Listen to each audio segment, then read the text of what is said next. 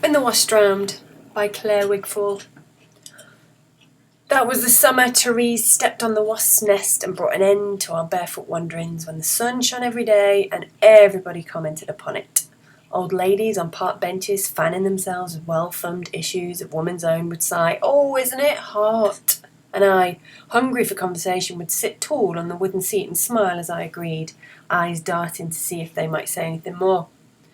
The heat was all anyone ever seemed to speak of, and I knew that when the weather changed, we'd still be talking of the same thing, only then we'd be blowing out our hands and complain at the cold. The chemists sold out of After Sun that summer, and the flower beds dried up, and people had to queue to get into the swimming pool. With towels hung over their arms or squashed into carrier bags, we'd see them waiting along the wall outside, listening to the shouts echoing on the water within, envious of those who emerged coolly, with their hair slicked damp and eyes pinkened by chlorine, carrying bags of crisps from the vending machine. It was the first time the garden walls seemed confining. I've lost it. Yeah, there we go. When finally I was tall enough to peer over their mossy tops and look across the line of gardens and see sheets dried out in the heat, listless in the still air, and hear the tinny music of distant transistor radios and the ache of cars moving slowly in the hot sun, their windows wide as if that might change anything.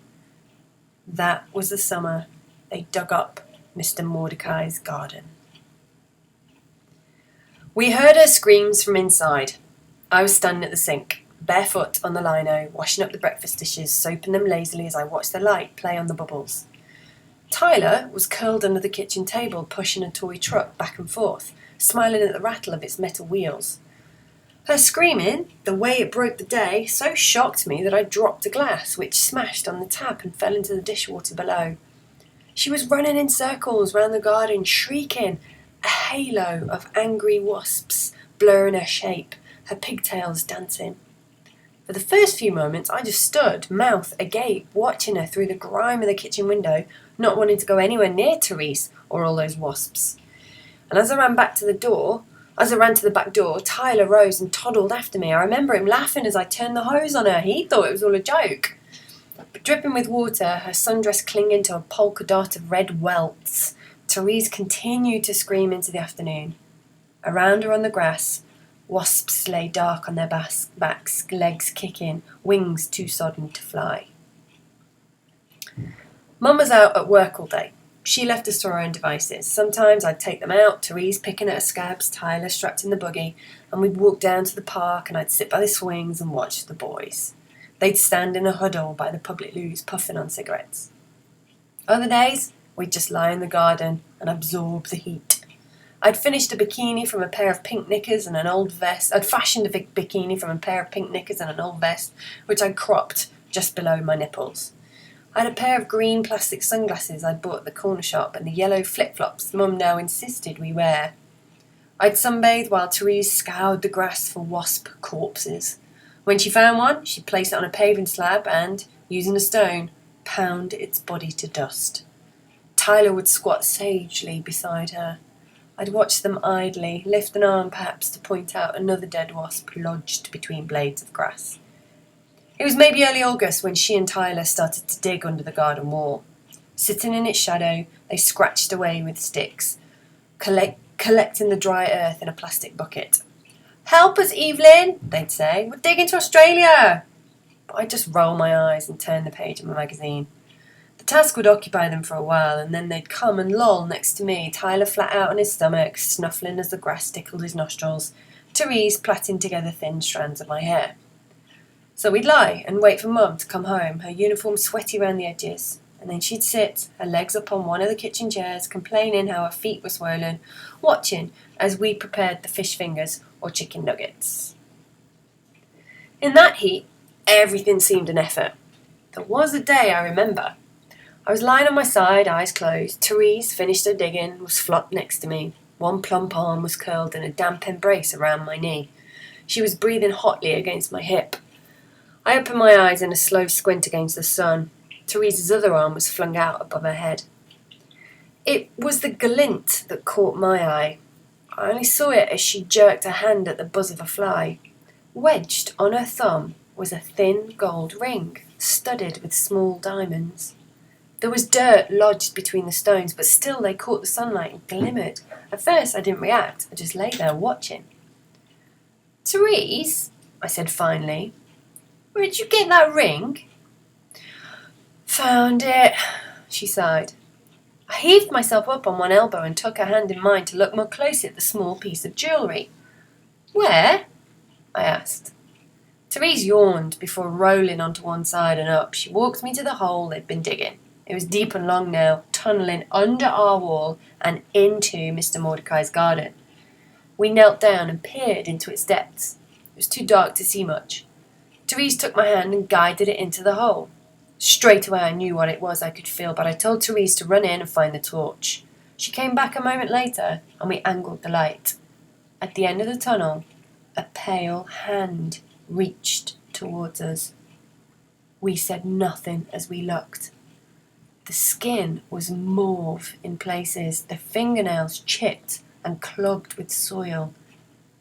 Suddenly, the day around us seemed unbearably quiet, as if everything was holding its breath. "Therese," I said eventually, "I think we'd better fill up the hole." We collected the plastic bucket and shunted the piles of earth back where they came from, patting the ground flat with our hands.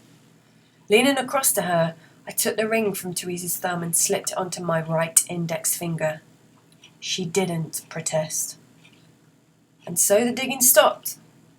We ignored the bald patch of earth by the fence, the mark of the aborted Australia project. The ring I cleaned with an old toothbrush and wore sometimes, but only ever while Mum was at work. The long days continued to melt into one another. Mum would put us to bed and it'd still be light outside. Beyond the curtained windows, the world continued, and we could hear it all, even clearer than winter nights when it was dark. Tyler and Therese were too hot and tired to feel they might be missing anything, but I would lie awake under the sheets, listening to the street and the muffle of Mum's radio downstairs. One night, Therese woke crying from a bad dream. She padded through to Mum's room, and I could hear them across the landing. Mum's voice comforting and sleepy, Therese's diluted by her tears. And I was watering the garden, Mum, with a blue watering can. And it started to grow. Sleep now, my love. Shh. I wanted Mum's gentle shush in my own ear. When I closed my eyes, I could see Therese's dream, the arm growing up through the soil. The holidays began finally to peter to a close. The days were still stifled by the heat, and, at a loss as to how we might fill them, we'd even begun to miss going to school. Very occasionally, Mum would leave sweet money. Then we'd buy Smarties, lick the shells of the red ones, and rub swathes of scarlet food colouring across our lips. That's what we were doing when we heard the doorbell ring. I flip-flopped through the cool of the house to open the front door. A man and a woman stood on the step. "Is Mum or Dad in, love?" As she asked the question, he peered over our shoulders into the hallway. I blinked up at them through my sunglasses. Therese and Tyler were both clinging to my bare legs, Tyler fingering the elastic of my bikini bottom.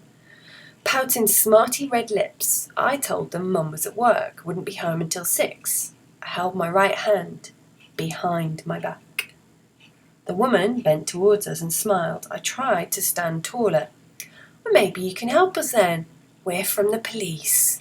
We just want to ask a couple of questions." She held out a photograph of a late teenage girl, a holiday pic. The girl was sunbrowned, smiling at something beyond the camera lens. "Do you think you might have seen this girl?" We all looked and then shook our heads. "Are you sure?"